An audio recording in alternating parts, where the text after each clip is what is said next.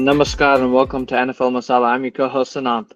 And I am your other co-host, Rakshak. Welcome to Season 4, Episode 12 of NFL Masala, where we talk about all the latest happenings in the NFL with a little bit of spice. How are you doing today, my man? I am doing good. What about you? Not too bad, but hey, guess what? The preseason started, and we saw our teams competing the first preseason week. All I can say is one word. There were injuries. Yes. Please, there were too many injuries. I don't want to go through There's all so of them, many. but it just sucks. Yeah, I mean, Like- some of the biggest ones. You got Colts QB Anthony Richardson suffering a finger injury and he won't return. And if you look at the actual image, his pinky was not facing this way; it was facing this way. No. So I don't want not any good. bits of it because it's bringing me back PTSD. Yes. For Yes. those, So we'll then move forward then. All that, so yes. Yeah. But what did your team do? How are your Packers looking? Yeah, wasn't good. We lost the first game 30-10. Justin Fields had a pretty nice game, but when you look at the overall view, Jordan Love had a couple of series. They were pretty ineffective. They had a lot of holding calls that were not called, and a couple of sacks. So there definitely needs to be some improvement in the in the overall offensive play. But when you look at, who really started, it wasn't a lot of starters. There's like Matthew Golden had a couple. He had one target on one catch. So overall, it wasn't that involved. You could see the Jets had a very successful game. Adrian Martinez looked very good against the Packers, twos and threes, which is what preseason is all about. But when we talk about injuries, we have a big one for the Packers. And that is Jaden Reed. Unfortunately, reports call that he has a sprained fracture and potentially is, not going to be available for the start of the regular season. He is in a walking boot. That sucks. Yeah. We've had a lot of injuries on our wide receiving core. Christian Watson still, is on the PUP list because he's rehabbing from an ACL injury. And then Dontavian Wicks has missed a large portion of training camp because of a calf injury. And then Savion Williams had a shoulder injury for which he did not suit up with the game for the game.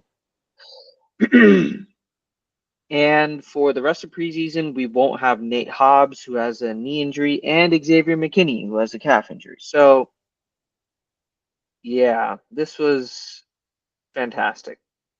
This is exactly what we needed to start. But yeah, it hasn't been very enticing to see. But let's see. This is just a preseason. Let's see how the first game goes. We typically start off slow at the beginning of the season, anyways, and then we pick up speed as the players and the scheme fits. So we'll see what happens. What about your team? So for my Philadelphia Eagles, they won 27-34 against the Cincinnati Bengals. I was shocked because the Eagles only put like their second string defense, second string offense. Tanner McKee lit up the Bengals starting defense, 3 touchdowns, I believe. Yeah, a lot of big and I heard reports like Johnny Wilson, late round pick for the Eagles, 6'6", that big tall wide receiver from FSU. He was doing so badly against like the likes of like Eli Ricks and Mac McWilliams, who's shorter than like, remind you, Mac McWilliams is 5'5", it's like 5'8", like almost a little bit taller than me. Think like if you want metric scale, this is the Rakshak scale. I'm like the minimum. But apparently he decided to say, all right, screw you guys. I'm a ball out. And I admit I'm a hate. I was a Johnny Wilson hater because I'm like, I don't know who's going to be our wide receiver 4, but I think Johnny Wilson balled out against the Bengals. Nice big catches, and I believe like just a quick stat from Johnny Wilson. He had oh my god, I'm still trying to process it. Johnny Wilson, 3 receptions for 73 yards. And another big one I thought was like EJ Jenkins and Elijah Cooks were doing pretty well, but Elijah Cooks suffered a knee injury, so hopefully he gets well. And because he was making a big name in the roster spot, but Anais Smith, who is another pick, great punt return, great special teams return, and some nice catches for a touchdown. Jahan Dotson apparently had 2 catches for 2 big first downs, so that's good. But I think the biggest ones have been Johnny Wilson, Darius Cooper. He's a camp body from Tarleton State. Now I'm knowing his name. I'm like, where the hell did this guy come from? And exactly. And lo and behold, we got Cam from the Bills. How you doing, my man? What's up? Yeah, we're just doing a little bit of a recap of our games. I think like so far the wide receiving core, there is going to be a battle. I think, I say Wilson and Anais Smith join in. So I think we could be seeing a 6th receiver and Darius Cooper join in. I would be very shocked if it doesn't happen. 100%. But the biggest concern had to be the defensive backs. But yes, it's against Joe Burrow and Jamar Chase, but good Lord. Adoree Jackson and Keely Ringo could not cover a fly. They were so bad. And I think the biggest winner of it overall had to be Ja'Cory Bennett, who the Eagles traded for, because I don't know who went CB2. And it's like, Ringo. After Cooper DeJean, right? And Cooper DeJean. Or is he going to play nickel? I think they're mainly going to play nickel, but Fangio is experimenting with him to see, okay, do we want to put him in a box safety role as a way to see how the scheme works out? It all depends upon the packages. But good Lord, Adoree Jackson was bad. He's old as hell. Retire, bro. I'm sorry. Keely Ringo, the edge rushers are a bit concerned. Azeez Ojulari and Josh Uche, it was not looking good. The only one that played well was Patrick Johnson, who was like a late round pick. We picked him up. He got a sack, but there was a penalty. It's like, okay, you took away a sack. I'm going to tip the ball and get an interception. Jahad Campbell had a ton of snaps too, but defense was good, even though they played second, third string, but the defensive backs was bad. Safety play, not impressive. Sidney Brown, again, getting himself hurt. I think he's basically a thumper at best. And I think you make the move for Justin Simmons because preseason week 2, I want to see how Andrew Makuba is doing ASAP, because I know all Longhorn fans are banking on Makuba being so good, but I need to see it ASAP. So, yeah. Yeah. And this is also the preseason, friendly reminder. I just saw this, but friendly reminder. The 0-16 Lions went 4-0 in the preseason. So just to let everybody know that the preseason is just more of getting in-game real-time reps for the backups who typically will not play during the regular season. And it's really just the first real, live football action that many of the starters have had in like 6 months. So it's going to take a little bit of getting adjusted to. When you look at some of the scores around the league for week 1 of the NFL, you see, Cleveland beating Carolina 30-10. New England, the Patriots beating Commies 48-18. The Giants beat the Buffaloes 34-25. This is not going to happen during the regular season. Rest assured. So, did you have to bring that up? Huh? You really had to bring that up. Oh, right. We have a special guest, Mr. Cam Stackman, the fan of the Buffalo Bills. Exactly. I mean, it's a preseason game, but what I saw from the highlights, I'll say this. Deonte Banks is the Giants cornerback. Bro, that guy got cooked. Oh, yeah. He got filet mignon. What's some? I mean, if you wanted to say like grilled, barbecued, whatnot, like good lord. There's a lot of things, but any update on the Bills, Cam? Like especially in the preseason, anything that you liked or not? Well, we put someone back on the roster who was injured for like 10 days. We're still waiting on the James Cook update. So Oh, that I think that's gonna be. I think that's gonna be a big concern, but I mean, like hopefully, I mean, I would say the Bills are a really good organization, but they have to get that contract signing done because if James Cook is not on that roster, that run game doesn't work. Everyone's gonna be like, oh, we know where Josh Allen's gonna go. He's gonna run the ball like what 50 times and all that. So you cannot let that happen. You have to pay your players early in advance. That's all I will say. I feel like just like sending an email to the Bills saying just sign Cook already. Hey, you know what? Bills Mafia has the power to do that, so why not? I'm just saying. Alrighty, let's get started with the real episode now. We're going to be breaking down the NFC West division, the final division of the 8-division series that we have, with again one of our longtime guests, Mr. Cam Stackman. How you doing? I'm doing well, boys. How are you guys doing? Ready to go.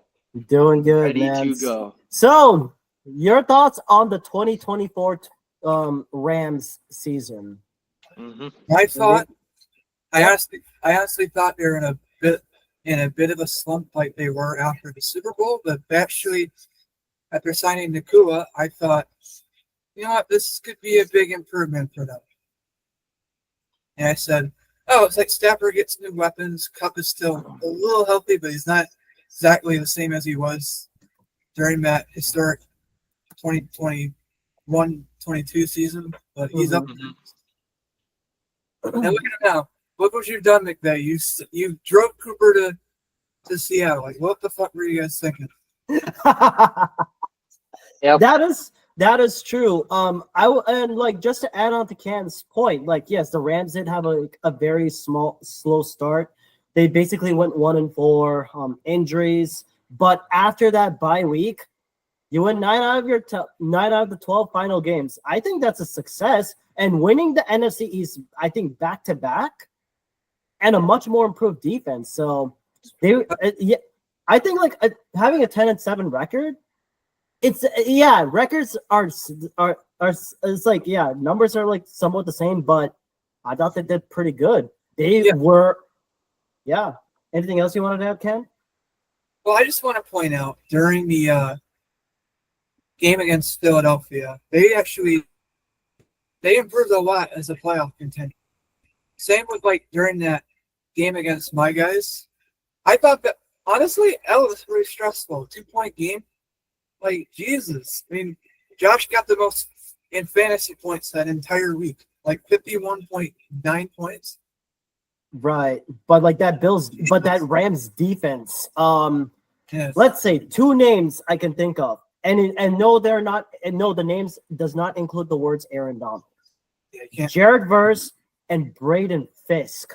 Yep. There you go. Holy mother of God, Jared. Verse. Because they don't say Donald. He's been retired for like a season now. Right, but if you look at what Jared Verse did, he led the league in 77 QB pressures, Pro Bowl select. Oh, I forgot. Defensive Rookie of the Year. Hell of a resume to start off with. And I mean, I see them winning the division again, but since that because let's be honest, San Fran ain't getting any better unless they get better weapons for Purdy. You'll get to the Niners. We'll get to the Niners, but like specifically about the Rams, I want to elaborate more on Cam's points, especially on the offense. You look at Stafford; he had another good passing year, 3,000. Oh, I want to say like almost like 3,600 passing yards.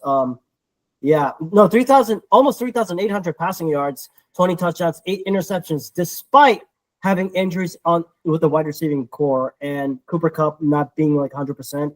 But once Puka Nacua coming back, I thought the passing attack worked a lot better. The running game was a big difference, I thought. And Kyron Williams, 1,299 rushing yards and 14 touchdowns. It's still a question mark because you don't know, like, okay, you're just going to run straight, but are you going to run misdirection? Are you trying to do jet sweep motions? Like, I think the only issue we had was with the run game is like, how consistent can you make it happen? Because if the passing, if you don't have all your offensive players, like especially on the receiving side, Tyler Higbee isn't there. Cooper Kupp is not going to be there. Puka Nacua is going to be there. You have to at least know how to run the ball, right? Yep. Yep. Yeah. And what else could you think about defense other than Jared Verse and Braden Fisk? What do you think, Cam? It's very good. I have to say it's good. It's kind of like having Vaughn back on the team, but still you got they gotta draft a little bit more on defense, then you'll be unstoppable like Denver was 2015. Yeah, I could definitely see that. I would also say Kobe Turner making great impact on that interior defensive line. I think he was like a late round pick, but I'm just like summarizing up.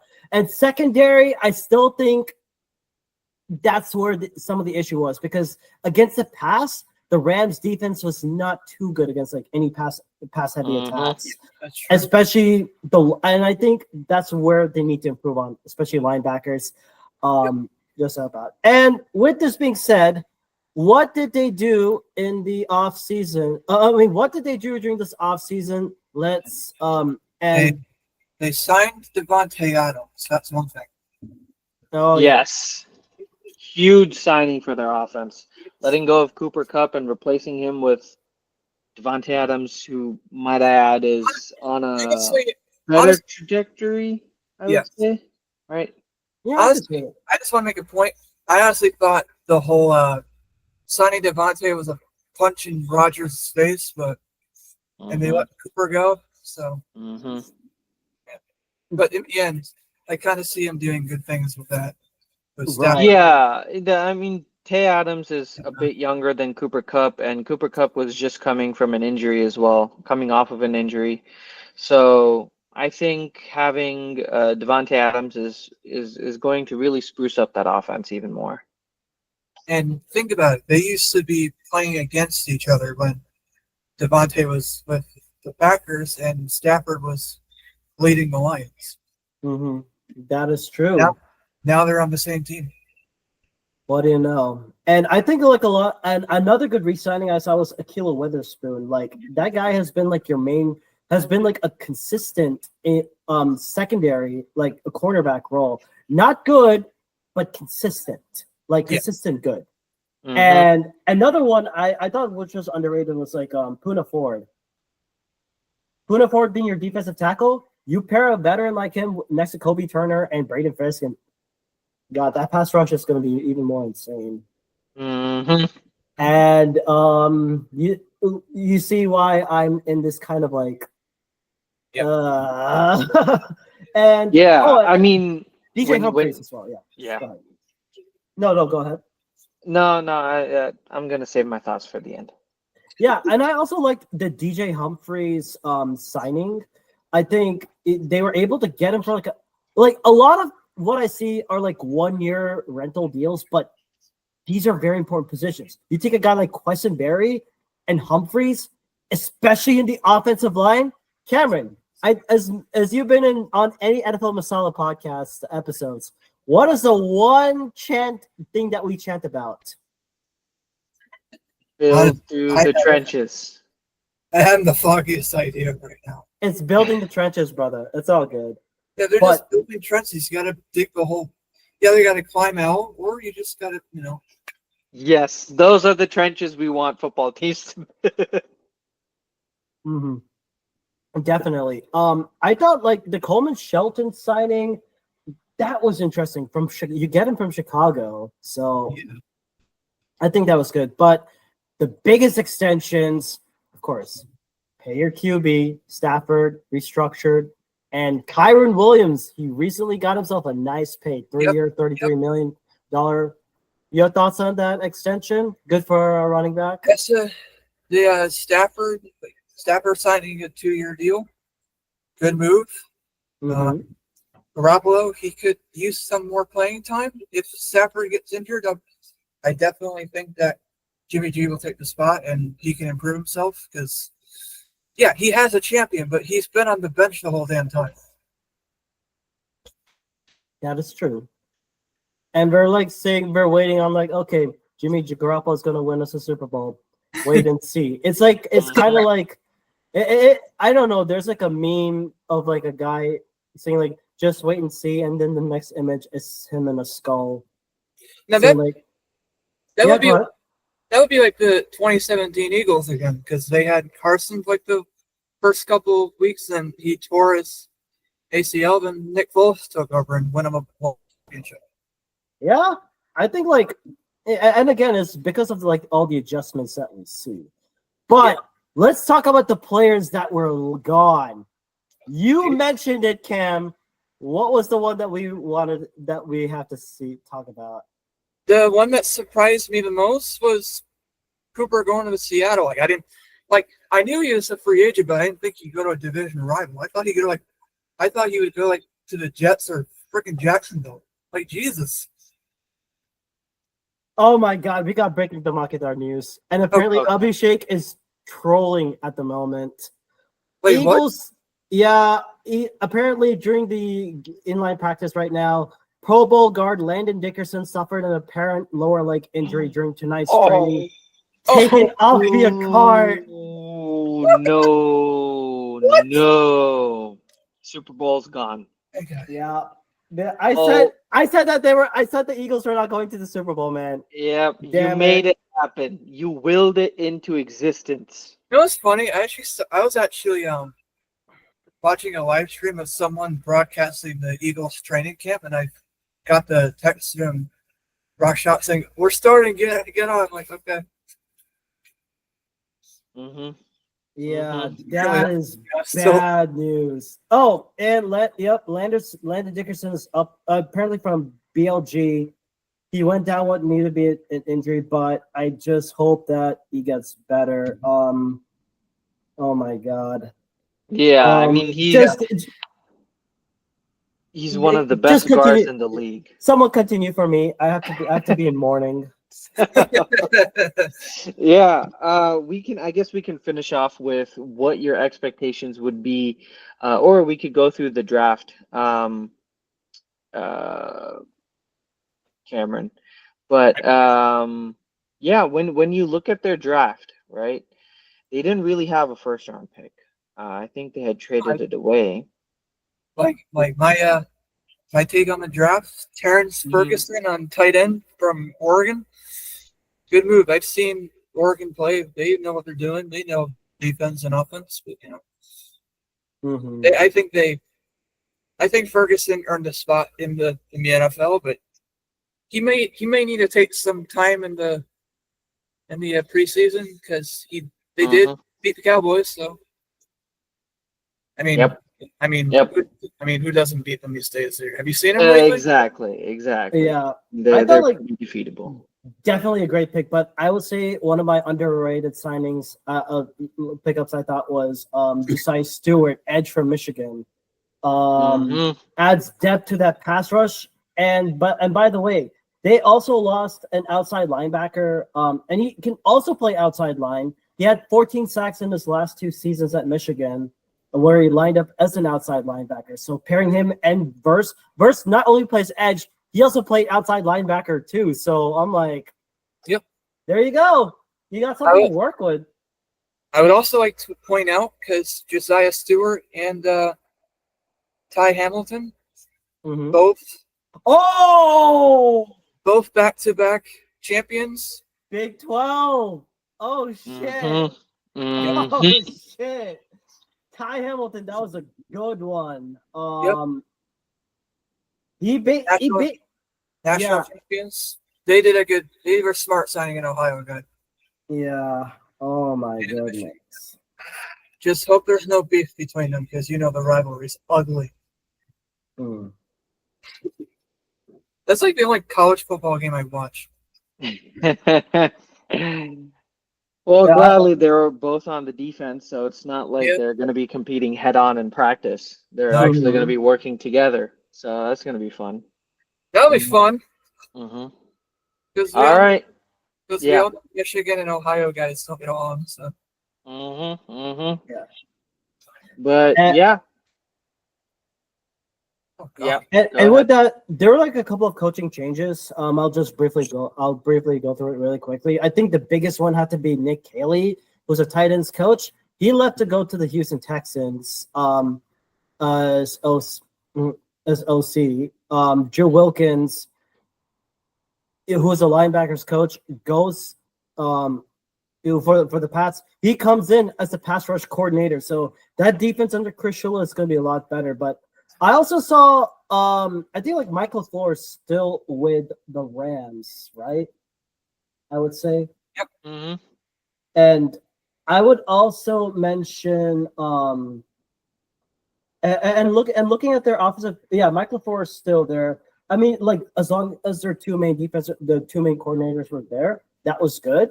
I think like a lot of it was basically like line and assistant coaches, so not that much of a big difference. But Cameron, final question, I wanted to ask you this: what do you think their record? What are their season expectations and player of the year?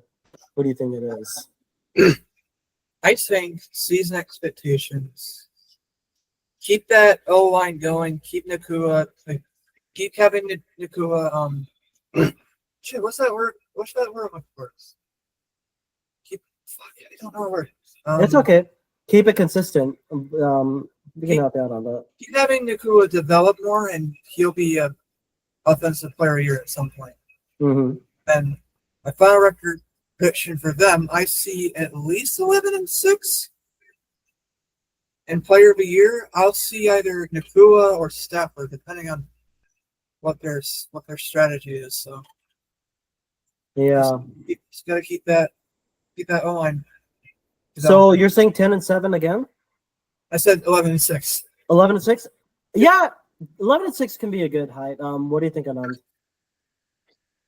I think they go a little bit higher, in my opinion, because when you look at what their schedule is going to be this upcoming year, I could see a lot of potential wins. You got easy wins against Tennessee, the Colts, Jacksonville, New Orleans, even in their own division. I mean, they're facing the NFC South division and the AFC South division. So those are some really easy teams besides two teams that they should definitely beat. Just don't sleep on the Falcons. They've been developing too. Yeah. But I think because the Rams, what they showed last year is that they were like one or two plays away from overthrowing the defending Super Bowl champions. They were that close, right, to themselves go to the Super Bowl. I mean, we're all here projecting the Rams as like the second or third best team in the NFC overall. So I Sure. think that they're probably going to go 13-4 or 14-3. And make a serious contender for the for the number one or number two spot. I Yep. just, I don't see a lot of losses. I just think that they're a good team, and they really showed, especially with that pass rush and that defense last season, just how much they can, capture in terms of success. Right. Yeah. And I actually have the Rams going 13-4 as Okay. a ceiling. I think they'll be not only will the injuries, like the injury bug will be gone away, hopefully, but I think that young defensive line is going to be a terror. Oh, yeah. A lot of their players are going to be much more healthy, and it'll be a much more functioning offense. Yep. Especially with I mean, we still trust as long as Mike LaFleur is still the offensive coordinator, and you still have that Kyle Shanahan type of offense. You're still good to go. And Sean McVay is still calling plays. You're good. And Chris Shula, having and I still think like having more of that experience, I think it's gonna work out a lot. Yeah. Alrighty, let's move on, shall we, to the next team. Rakshak, let's All go. right, this is my favorite, the San Francisco Exactly. 49ers. What to say about you fools? You thought, oh, you lost to the Kansas City Chiefs in that overtime game. We're gonna go back and go to the Super Bowl. Wrong answer. Don't. Wrong It's answer. none of the above. You do not pass go. Go straight to jail. Basically, they crashed 6-11. Yep. Yes. This is what we call the Super Bowl hangover. It happens. Trust me, I know from experience as an Eagles fan. The collapse and whatnot. The offense, it performed good in passing, like 4th in pass yards per play and 7th in passing DVOA. Brock Purdy, 66% completion at best, 3,864 passing yards, 20 touchdowns. But here's the biggest concern: 12 interceptions and sacked 31 times. You saw more INTs than last season, than the previous season. And And you and- you want to explain why you allowed this to happen? Hang on. Is it wait, which one? Yo, your phone is bright. I can't see it. Hang on. Okay. While you're getting that, I would say You want to explain why this happened? bruh. I don't see it. I don't see it. Show That's to us. off my lamp. Okay. Well, like show it to us. Okay. I can't see it, but show it to us later on this one. But I will say this. CMC being hurt and only playing 4 games, it definitely took a big toll on the on that rushing attack. Having Jordan Mason, I'll just send it to the group chat. yeah, I just said it. And having Jordan Mason and Isaac Garendo just as your main running backs, not a good look. Good, but not great. Because having CMC and the ability that he brings in, like the Jordan Mason led all teams in rushing with 789 rushing yards. And oh wow, they're showing Allen reaching in for the goal line touchdown. Oh my god. Yes, But NFC champion my ass. Fuck you guys. okay, I'm not saying anything on that. But I will say this: the rushing attack was bad, but the receiving, woof, it was horrible. Like the fact that George Kittle led the team with like 1,106 passing yards and 8 touchdowns. Like it's so bad. No wide receiver in that entire team crossed 1,000 receiving yards. Mhm. Not even Jennings, who was 25 yards short.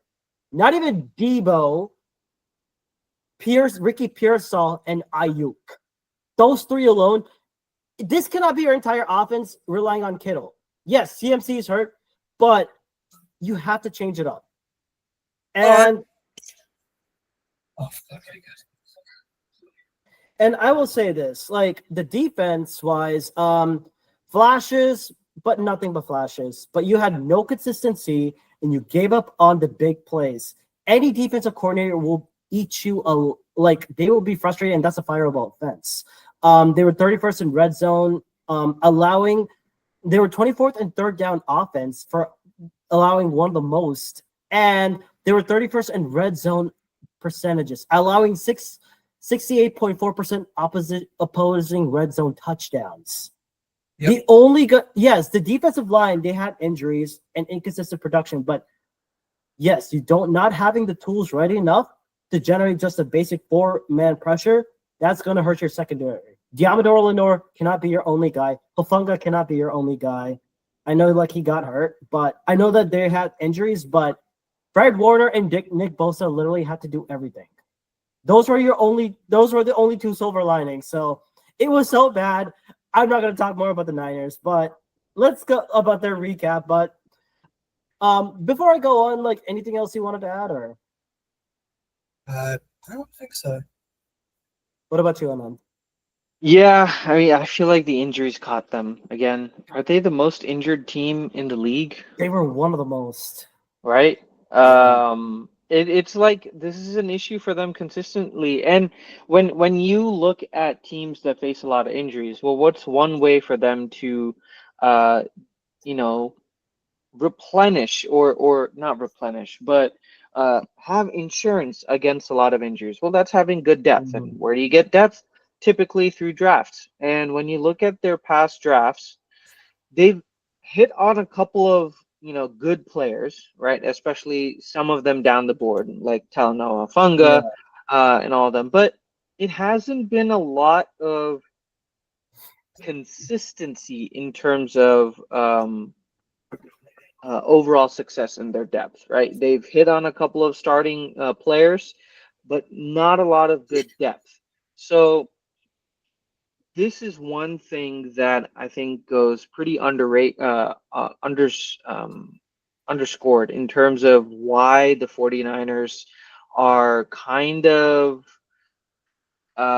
so dependent on their star players playing well. Is unlike the Eagles, they're not a good team in terms of building depth in their key position areas like offensive line, like defensive line, and in the in the receiving court.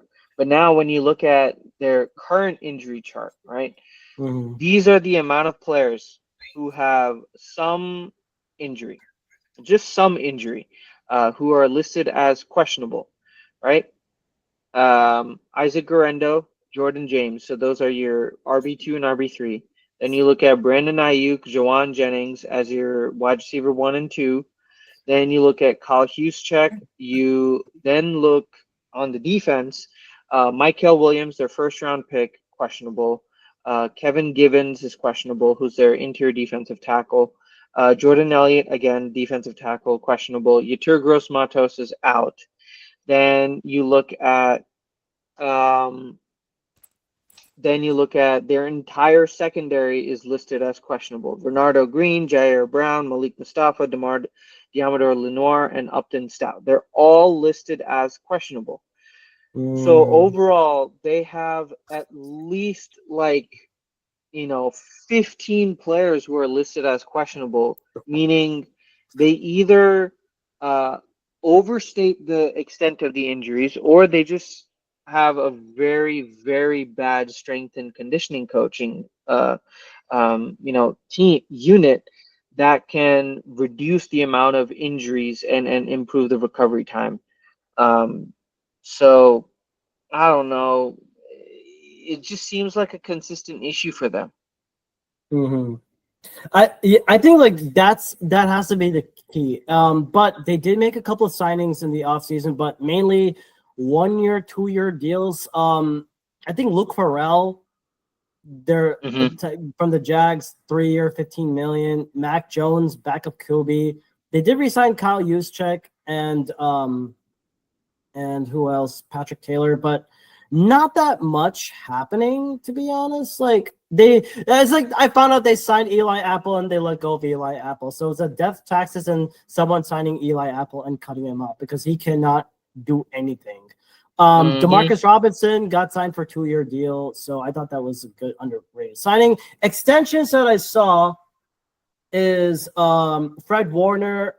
Fred Warner, 3 year, 63 million. Brock Purdy, 5 year, $265 million deal. Kittle, 4 year, 76.4. Curtis Robinson, 1 year, 1.7, and Brett Barch, 1 year, 1.3 million. So that's what I saw. But let's talk about what happened in their departures. But oh god, it took a hit. Hmm. Some big names like Aaron Banks, guard, going to the On to the Packers. Packers. Yep.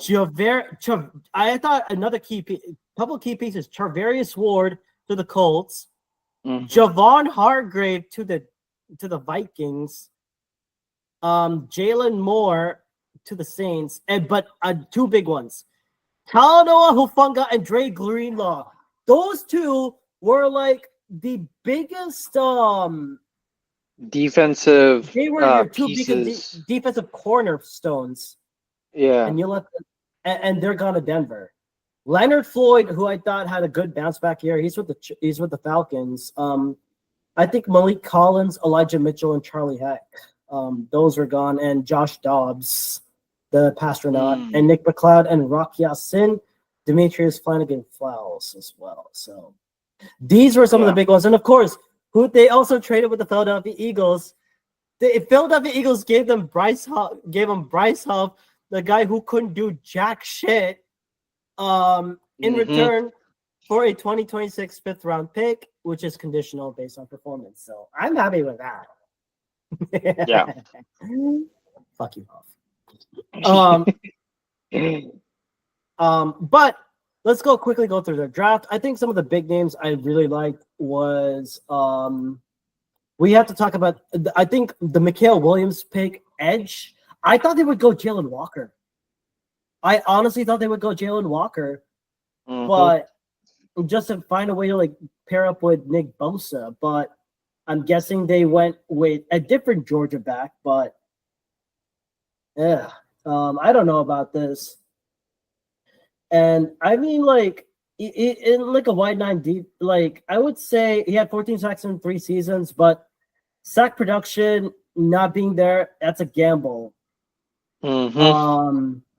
And but also the defensive tackle to shore up that D line, they got Alfred Collins. I thought that was a good signing from Texas. No, that was a good player from Texas that they drafted. 6'6", 332 pounds. I think like in UT, Collins only from that line, Texas only allowed 2.9 yards per carry over the past 2 years because of that dude. He was a very key contributor to Texas's run defense last year. He was like the main stopgap. There we go. Yeah. And I also like I think the Nick Martin linebacker from Oklahoma State. I'm guessing that's a Dre Greenlaw replacement. Although he is still kind of recovering from like an ACL injury, but he did perform well on the combine, so he will still play. So you're basically pairing up to learn from Fred Warner. CJ West, defensive tackle from Indiana, Upton Stout, Jordan James. I think like those were some of the minor ones, so basically a fit for need. But I know I'm skipping up ahead, but this is I think it's like the 2 biggest ones I liked was Alfred Collins and Mikael Williams. Nick Martin's not too bad.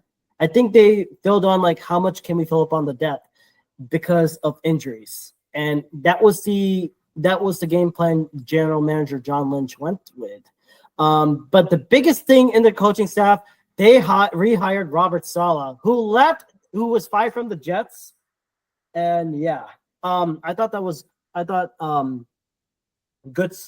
That's definitely good because now the defensive line will be a lot more focused and they'll be much more determined. And Robert Saleh has worked with Kyle Shanahan before. That's a key part.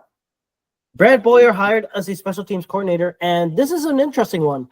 Clay Kubiak. You may have heard the name before. Kubiak, being related to the Kubiaks, especially Gary Kubiak. Clay Kubiak promoted to offensive coordinator with Brian Greasy stepping down as QB coach, and the guy who's taking QB coach is Mick Lombardi. Oh, okay. And that's what I currently have. What are your thoughts on that? Saleh coming back is going to be the key thing for that defense. I think for the past 2 or 3 years when Saleh wasn't there, their defense was like bottom 10 or something like that, right? But now when you have their engine basically coming back and helping them improve, it's going to bring the 49ers back to some playoff contention. So we'll talk about that in the future. But yeah, Robert Saleh coming back is the biggest change to happen for the 49ers this offseason. Definitely. And with that, I think that makes sense. What are your thoughts on that move, Cam? You're on mute. We can't hear you.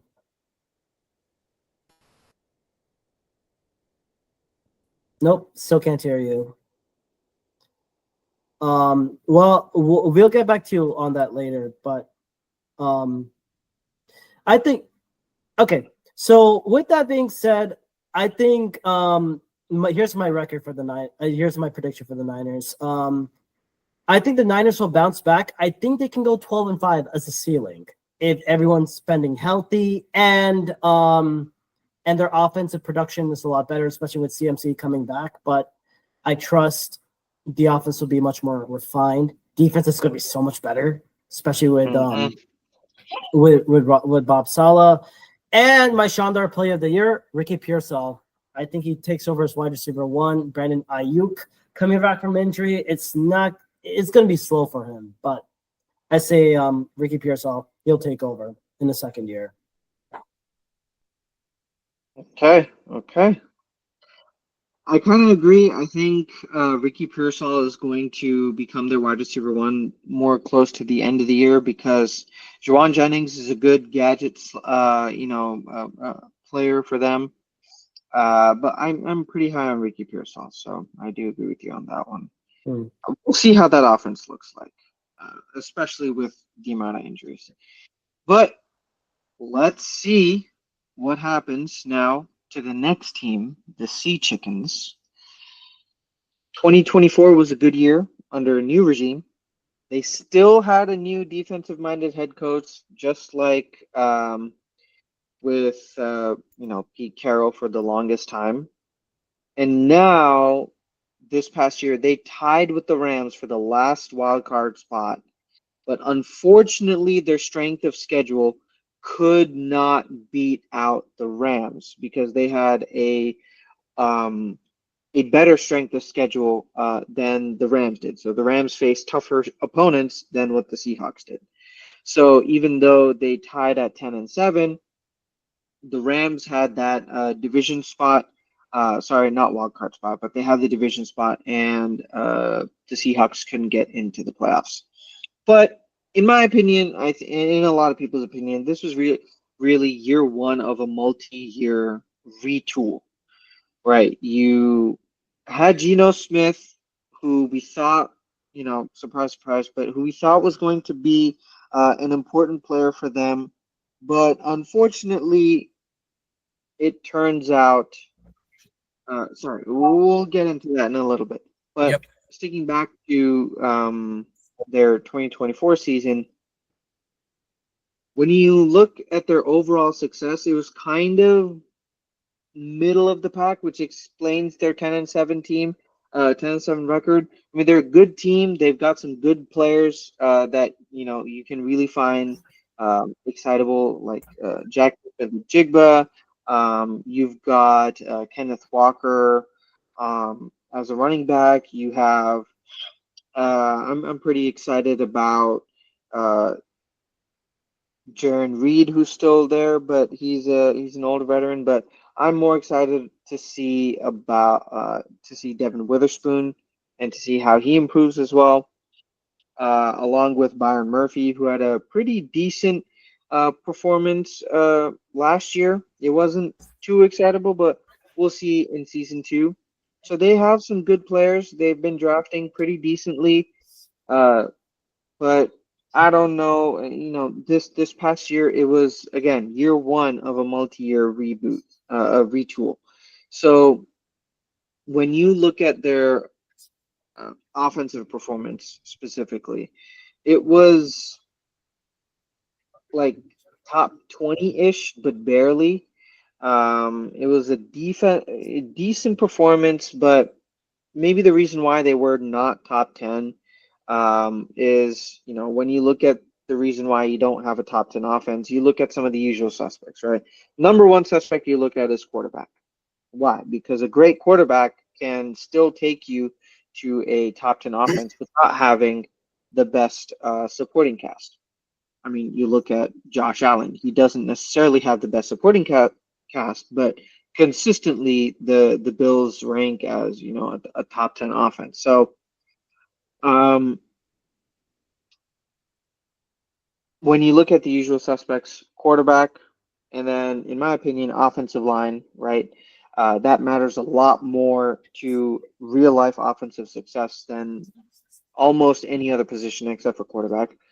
So when you look at QB, Geno Smith was pretty good. He was a top 12 QB, but unfortunately, he was not that great in terms of getting rid of the ball. He had 50 sacks on the year, which is in the top 10 in the league in terms of quarterbacks taking on sacks. And then you ask the question, okay, with this many sacks on board, is it, a Jalen Hurts situation where it's primarily on Jalen Hurts' fault, or is it on the offensive line? So now you look at the second biggest suspect in terms of having a not top 10 offensive performance, and that is typically offensive line play. So this is where the numbers typically basically align with that mentality. And when you saw the film, and when you saw the team on the field, you could also see that this agrees with the mentality that the offensive line was not really good. So when you look at the one specific metric for offensive line in terms of the rushing game, they were 26th in adjusted line yards, which means they only generated, in the 26th rank in terms of how many yards that the offensive line produced on a per attempt basis, rush attempt. And then when you look at their passing performance, that was not good either. Top 10 in the highest adjusted sack rate allowed, middle of the pack in terms of pressure rate allowed, and eighth highest quarterback hit rate allowed, which means not only did they let passers, pass rushers get past them, they also let pass rushers hit their quarterback, right? So this is a combination of both the offensive line not protecting their quarterback by allowing more pass rushers to come in, and it's a consequence of Geno Smith kind of holding on to the ball a little bit longer, right? He gets hit more often, and those hits more often turn into more sacks. So that was the biggest detriment to this team performing well. Because when you look at the rushing offense, yeah, they were 26th in adjusted line yards, which is the offensive line stat, but they were 19th in rushing in running back yards. So overall, if you have a better offensive line, that number can jump on aggregate even higher, right?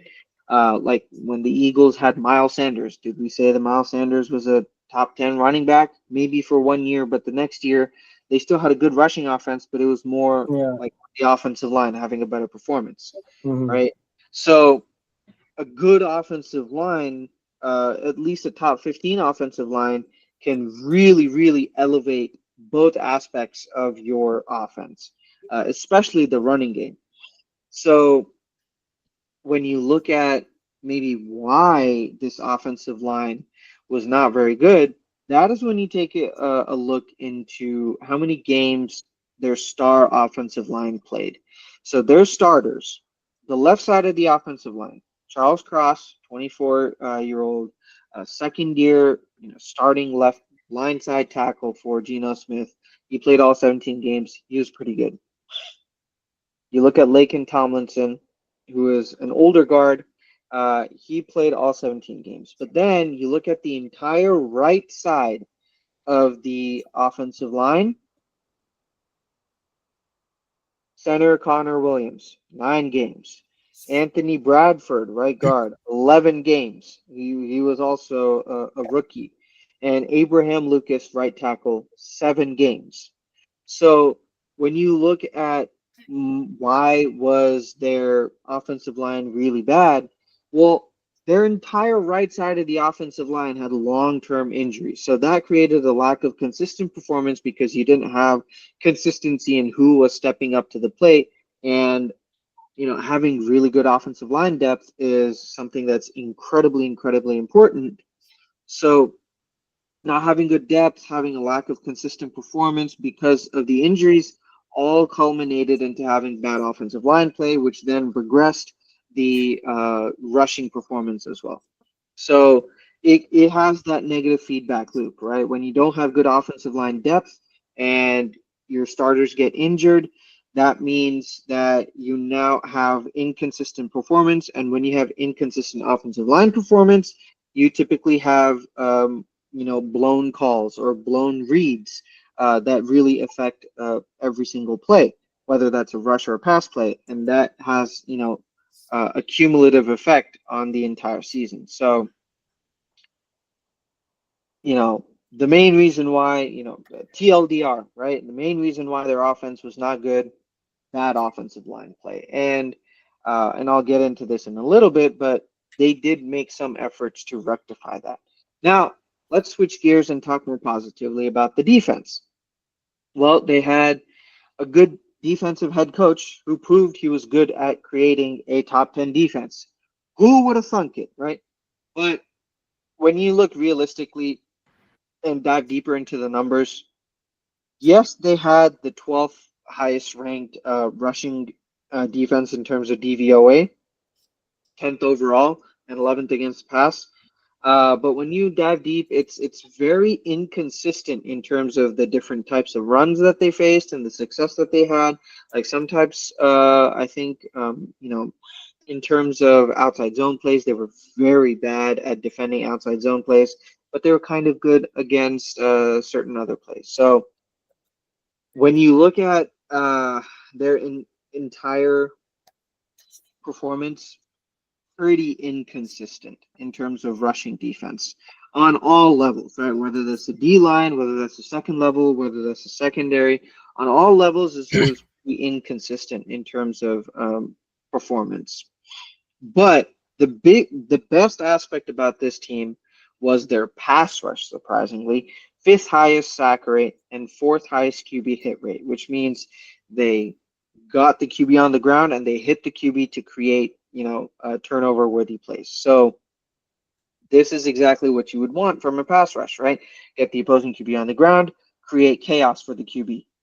So they've done pretty well. And the star of that, defensive performance last year was Leonard Williams, who had 11 sacks on the entire season. And the next highest was Boye Mafe, who's their left side edge rusher at 6 sacks. Derek Hall, who's their right side inside linebacker, who had 8 sacks. So overall, besides Leonard Williams, you had a couple of good linebacking players as well, linebackers who played really well. And so that is what allowed them to have a really good pass rush, right? With Leonard Williams coming in from the middle, having like a sexy Dexy type of performance, and then just having everybody else come in and provide a rotational pass rushing effort as well. So overall on their season, they didn't get into the playoffs, but like I said, it was a year one of a multi-year retool. Now, when you look at what they did in the offseason, this, I think, was kind of surprising because, yes, they got so the biggest move that they made, they traded Geno Smith to the Raiders. Yep. Right. They traded Geno Smith to the Las Vegas Raiders, and Geno Smith wasn't bad. He was a good quarterback with the right talent who could get you to the playoffs. But who did they get instead? Well, they got Sam Darnold on a 3-year, $100.5 million deal. Now, when you look at Sam Darnold's performance, was that really Sam Darnold? Mm-hmm. Or was that Kevin O'Connell and the Minnesota Vikings offensive weaponry?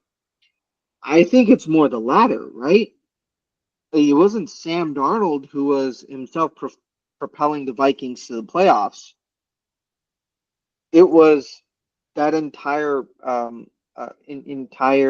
ecosystem that Kevin O'Connell had built for Sam Darnold.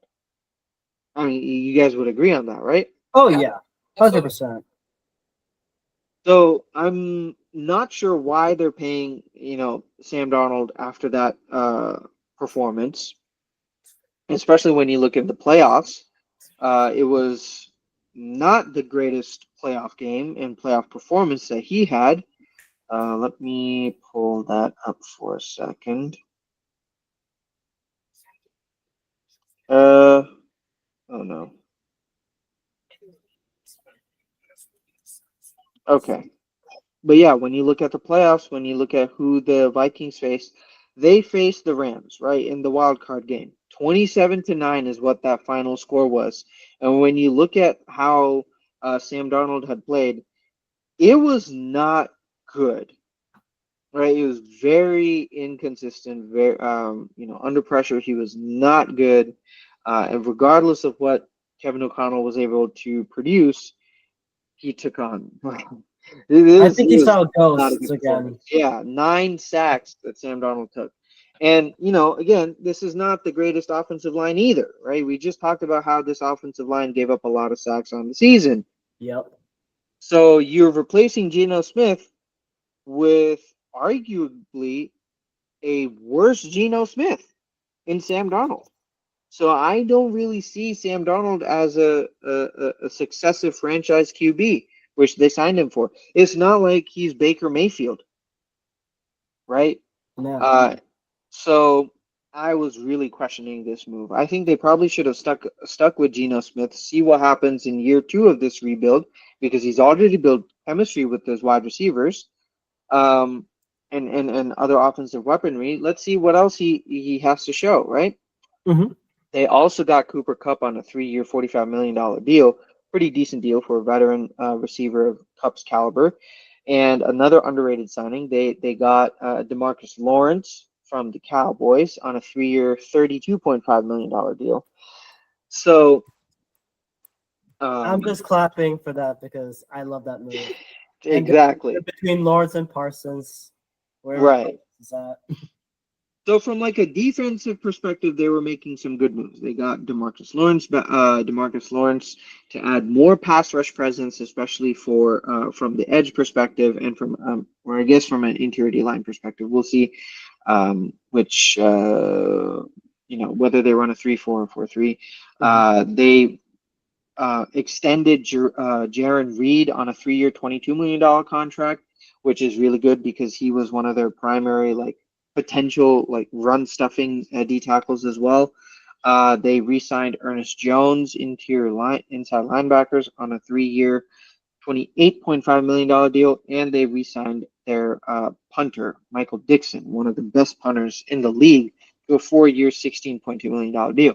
So defensively speaking, they made a couple of good moves. They also brought back Shaq Griffin on a 1-year deal, corner. But offensively speaking, I don't necessarily know if they got better. I mean, they brought in Cooper Kupp, great. They let go of Tyler Lockett, which I think in hindsight was a better decision because he's very old. So,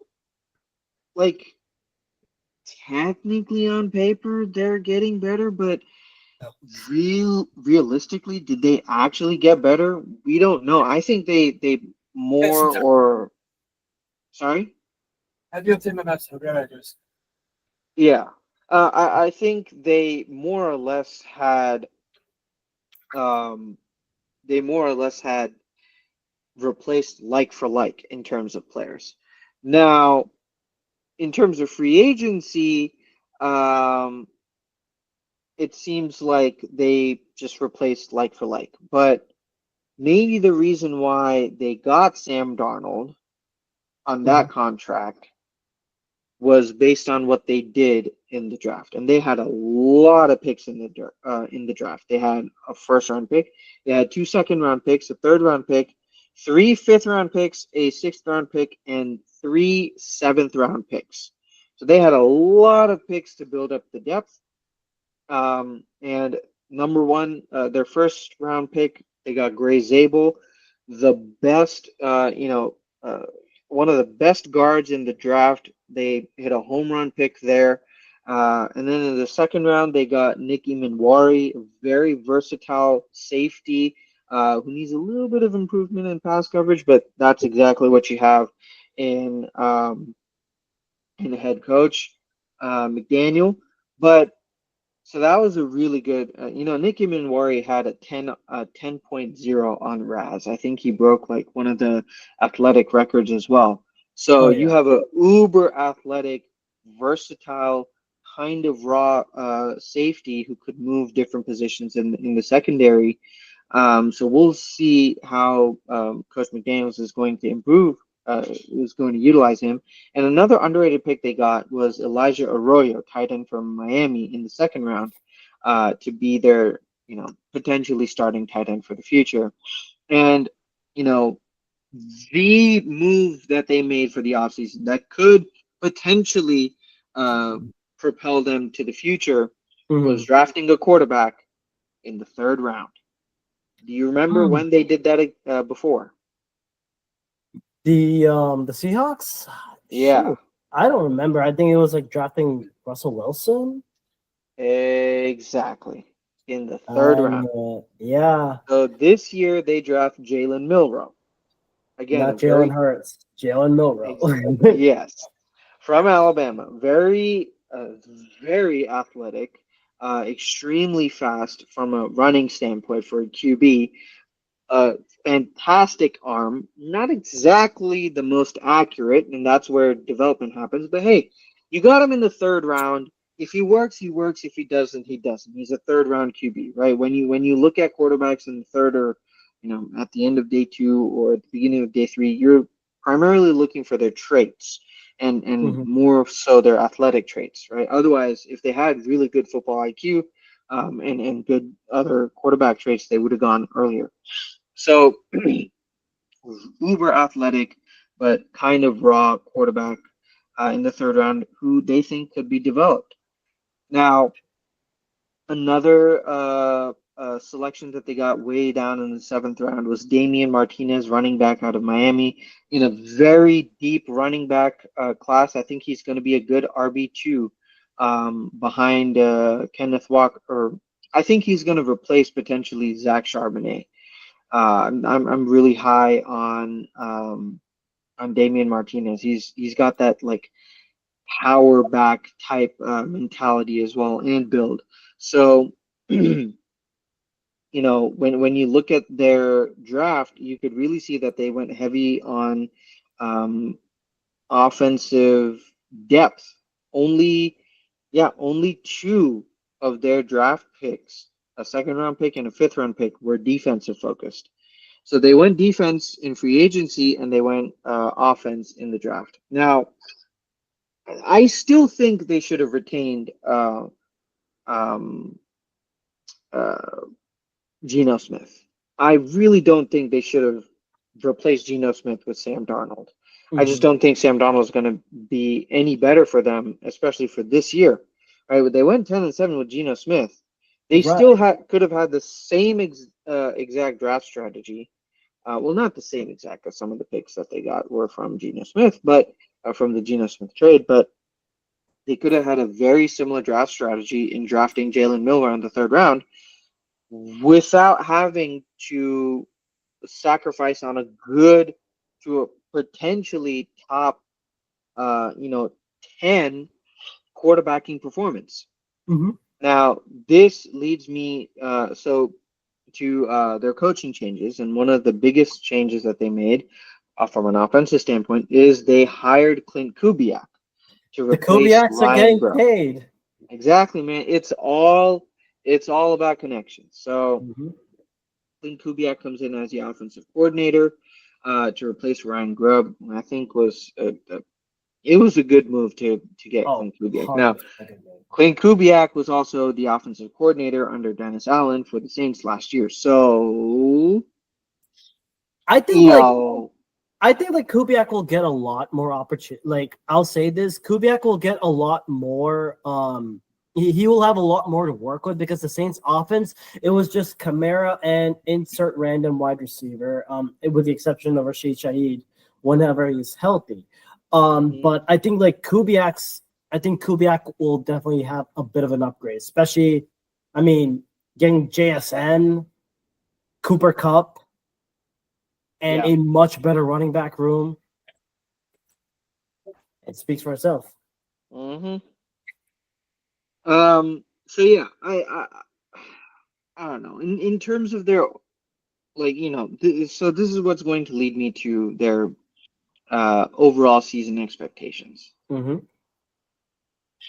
I think it's the same team. I really don't see, and I think the biggest reason why it's going to be the same team, same performance, is the quarterback. Right? I just don't think that they really improved from swapping out Geno Smith for Sam Darnold. And when you don't really have the number one most important position on lockdown, it's going to cause inconsistency in performance, and that inconsistency in performance is going to lose you games. Right. So overall, I think they probably go 9-8. I really don't see a lot of success. 9-8, 10-7, something like that. I just don't see a lot of success for this team in terms of playoffs. I think they'll be a good team once again. I think they'll be a good team. I just don't think they'll be a playoff team until they get that quarterback situation sorted.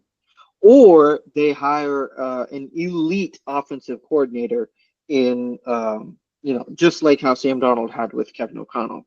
But even with Kevin O'Connell, that performance game was absolutely atrocious because the offensive line did not perform well. So now you see that revamped offensive line for the Seattle Seahawks. You bring in Gray Zabel as your left guard. You bring in Oluwatimi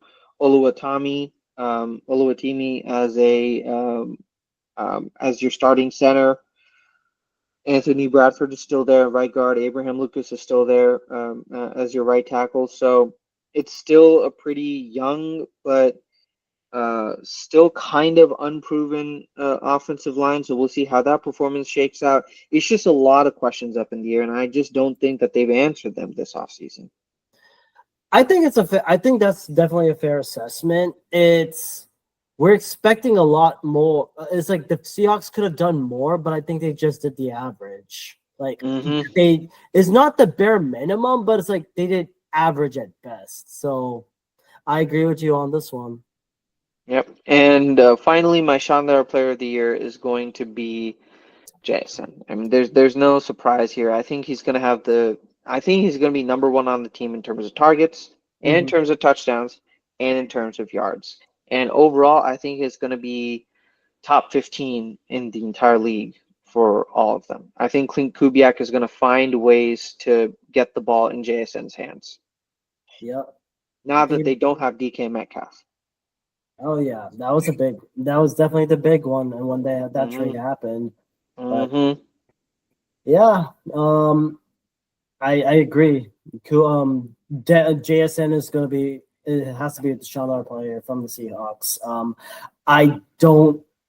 To be honest, people say, "Oh, Tank Lords, oh, Cooper Kupp." They're adjusting to a new scheme that is completely different of what they've been gone through. JSN, you know what? I have a beat the dome moment. I think it goes past 1,200 receiving yards. Yeah, I could very much see that. That's for sure. Yeah. Yep. And last but not least, we got to talk about the Cardinals. But what an improvement! They went from 4-13 last season to 8-9. They didn't qualify though, but you got to give credit to Jonathan. I hate saying this, but you got to give credit to Jonathan Gannon. Yeah. The guy who's a great defensive coordinator, but could not win the freaking big game. Still hate you for that. But I would say this offensive, like, it all depended upon Kyler Murray. If you look at their offensive DVOA, they were ranked 11th. Passing was 13th. Basically, like with the weapons of like Kyler Murray, he was literally the offense, but the rushing, that was a lot more improved. They were ranked 9th in DVOA. Kyler Murray was basically the offense, 3,851 passing yards with 21 passing touchdowns. The run game was much cleaner. I thought I saw James Conner led the team with rushing instead of Kyler Murray. So I'm like, thank God they had that right. 1,094 rushing yards, 8 rushing touchdowns. Done on that with that offense. And and another thing is Trey McBride led the receiving yards, and he finally got touchdowns. He finally got a touch. He finally got two. Got 2 touchdowns, 1,146 receiving yards. But guess who led the team in receiving touchdowns? Marvin Harrison Jr. Ding ding ding ding ding. Cameron, you won the gold medal for the right correction of guess. I didn't even give the multiple choice on this one, so there you go. Marvin Harrison Jr. 8 receiving touchdowns. And he led the team 885 receiving yards. He played all 17 games, but I'm excited to see what this kid can do. Michael Wilson was second, but it just shows that I mean, the offense can work a little bit better because I think again, Kyler Murray trying to go hero ball mode. And we also have to take into account 21 touchdowns, right? 11 interceptions. That is a big deal. Mm-hmm. And sacked 30 times because of this hero ball playing mode. And I'm not saying like Kyler Murray could cut it out, but gotta tone it down a bit, bro. Because and whenever he was rushing the ball, 5 fumbles lost. The 5 fumbles, 3 he had lost. So that is a big thing. They need to clean up on. But the defense, holy shit. That was a huge improvement. They were dead ranked, nearly dead ranked last in 2023, 2024. Then they shot up to 14th. Best defense in DVOA. Passing 15th, rushing 19th. I think that's a huge ass improvement, especially that defensive line. Yes, they had injuries, but yards allowed, they were ranked 21st in yards allowed, but improved to 15th in scoring defense. But that defensive line was so much better. I mean, you're looking at the guy. I mean, you look at like Naquan Jones, Kyrus Tonga, yes, and Brandon Browning. That like one of those additions, and of course Buda Baker. Oh God, every Eagles fans are telling me, "Hey, let's go get Buda Baker." No, his ass is gonna stay in Arizona for a long time. There's no chance in hell the Cardinals are gonna give him up, and why not? He would basically let the team in tackles, 164 tackles. And let me guess, in interceptions, Sean Murphy Bunting led the team with 3 interceptions. So Jalen Thompson and Buda Baker, I think they found their safety duo. But the run defense, they were one of the worst. So that has to be cleaned up. Pass rush, it's still there, and the cornerback room was young, but great coaching by Jonathan Gannon to bring him back from a 4-13 to an 8-9, especially improving on the passing on that pass defense. I thought that was very good. And it's just more, and also we got to give a shout out to the linebacker, Kazir White, former Eagle, with 137 total tackles. And he also led the team. With 3 pass deflections, 1 interception, and the leader for sacks was Zavion Collins, linebacker, with 5 sacks. And LJ Collier, 3.5. Dante Stills, 4. It's a young defensive line, but they improved a lot. But they did lose AJ Ojulari, Dennis Gardeck, Justin Jones, and Bilal Nichols to season-ending injuries. But hell, injuries. That Cardinals defense was tough. They played tough. They fought tooth and nail. The season is young. So what they did do in the offseason, you probably know the biggest move that they made. They took Josh Sweat from the Eagles, 4-year, $76.4 million deal. Huge improvement. And of course, Dalvin Tomlinson from the Browns, 2-year, $29 million deal. They added veterans to that depth, and adding Calais Campbell for like a cheap 1-year deal. That's good. I think this is his last year coming in, I think. And another good And another good signing I thought I liked. They also, I think they brought back Will Hernandez, minor deal. And they did re-sign Zay Jones for a 1-year minimum deal. I like that. But some of the extensions, Trey McBride, 4 years, $76 million, well deserved. If he was like your leading receiver, even though he plays tight end, and he got 2 touchdowns, so Mhm. Evan Brown, 2-year loan, 2-year loan, $0.5 million. Brandon Browning, yes, good that you re-signed one of your linebackers to pair along with Kazir White. You needed that. Joey Blount and Aaron Brewer, that's good. Players that they lost Roy Lopez to the Lions. I think it was like more like 1-year minimum deals. It's like not someone that was like majorly like big. Roy Lopez, Kyrus Tonga, Naquan Jones, Zach Pascal, Julian Okwara. Not that much. But I did hear about news that former Arizona Cardinals safety A.Q. Shipley is now a color commentator for the Cardinals radio. So congratulations on the job on that. I think that's all I've seen from the Cardinals. It was pretty much a relatively quiet offseason because not that major moves other than Calais Campbell, Josh Sweat. But their draft, and I'm gonna quickly go over their draft because I would say this. Cam and Anand, I have a quiz question for you. Don't shout out the answer.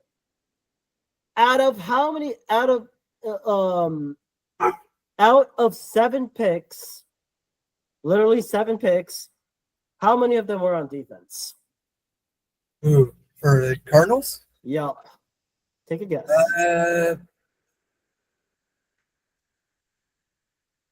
5. Anand, Yep. what do you think? All 7. Shit. 6. You guys were in the middle. God! Wow. They took 6 God damn it. defensive. Yep. They literally took 6 defensive players. I'll go to them quickly.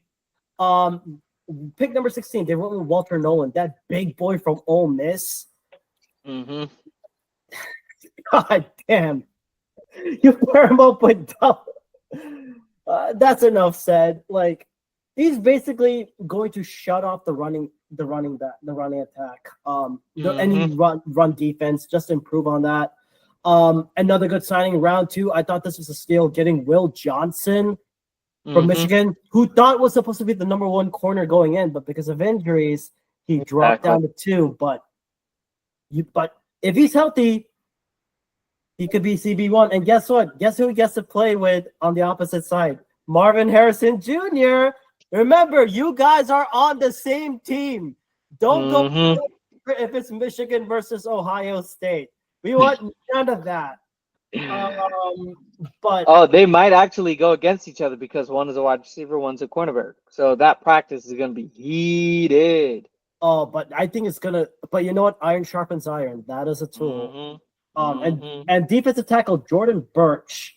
So you bring in another edge rusher from Oregon. Finished last year with 8.5 sacks. The depth is so freaking insane. Guess what it is, guys? Josh Sweat, Xavier Collins, BJ Ojulari, Brandon Browning, and now you're adding this dude in? What the hell? It's good. They're going to go pass rush happy. And not just that, they get an inside linebacker in Cody Simon. He was basically one of the defensive captains of Ohio State. And it helped them win the championship. I am losing my mind on how the hell did Gannon get away with this type of shit. And don't get me wrong. I'm not done yet. They get Denzel Burke. Like, are you kidding me?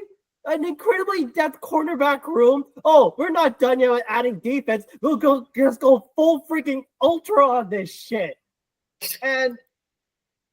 And round 7, they go Keaton Crawford, safety from Nevada.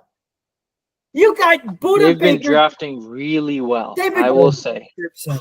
And of course, my boy Dadrian Taylor Damon, who I wanted the Eagles to get, but they did get Hayden Connor, offensive guard from UT. So I'm guessing more of a depth piece, but He may have the potential to compete for a starting position. He's 6'6", 314 pounds. So I'm interested to see how that goes. Incredible draft by the Cardinals. I think they could have gone a little bit more with offensive line, I think, or gotten another weapon and wide receiver. But I think it shows that Gannon has a lot more trust and more confidence in this receiving room than we all do as fans and analysts. Or analysts, I'll say this in air quotations, but he did make a couple of changes. Justin Fry from Ohio State, offensive line coach, he replaces Clayton Adams to coach O-line. Winston Delatiboudiere, yes, that is her name, is a new defensive line coach. Kristen Garcia is linebacker coach. Matt Feeney is outside linebacker coach. Then they did a little bit of promotions inside. Connor Sanger to pass game specialist and Blaine Gaudier to offensive quality control. Matt Feeney is the new outside linebacker coach. So it's been defensive oriented. And I know I'm rushing with all of this, but I will say like the Cardinals have had one of those quiet but silent but deadly kind of quiet moves. I thought they improved a heavily ton on defense because Gannon is that defensive quote unquote mastermind, and that Cardinals defense is going to be nasty. I will say this up front. Getting Josh freaking Sweat and Calais Campbell and Walter, pardon my French, Walter fucking Nolan. This is not going to be fair. They're going to compete, but again, all depends upon who's running the offense and Kyler Murray. And I am not that confident in that offensive style because I don't think so. And and as much as I hate to say it, I think the Cardinals take a step back. And I think with the way Kyler Murray plays, he could get injured a little bit more.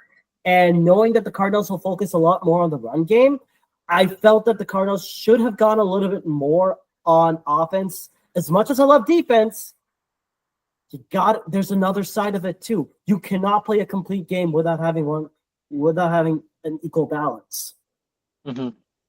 Yep. And I have the Cardinals going 5-12, but as a floor. But if they do well, I say they go 9-8. They could have a winning season, but they don't make the playoffs. And I could say this: Kyler Murray could be my Sean Dyer Player of the Year because he'll have a bounce back season from injury. You can see he'll do all the improvements, but I'm saying Marvin Harrison Jr. will have a bigger impact in the passing game, or I say Josh Sweat because the impact that he has in this game. He can go after quarterback. He is nasty. We all saw what he did in the Super Bowl against Mahomes. And having him and Campbell on that defense, I have two candidates. I'm going to break the mold on this one. Offense, I'm going Marvin Harrison Jr. Defense, my boy Sweaty. Yep, I can see that. I can see that. Yeah, the biggest question mark is going to be, can Kyler Murray improve? So, right. And just to give to showcase, to tell the quick listeners on why I'm concerned about this receiving attack. Give me a thumbs up or thumbs down. Marvin Harrison Jr. definitely a thumbs up. Yeah. Greg Dortch down. Michael Wilson, he's a good wide receiver too. Zay Jones. Trey McBride. Oh, 100%. 100%. Trey McBride is like a top 5 tight end right now. Yeah, basically, you're like, and no disrespect to Semi Fehoko, Xavier Weaver, Elijah Higgins, and your backups and Trey Benson and Amari DiMercado and DJ Dallas.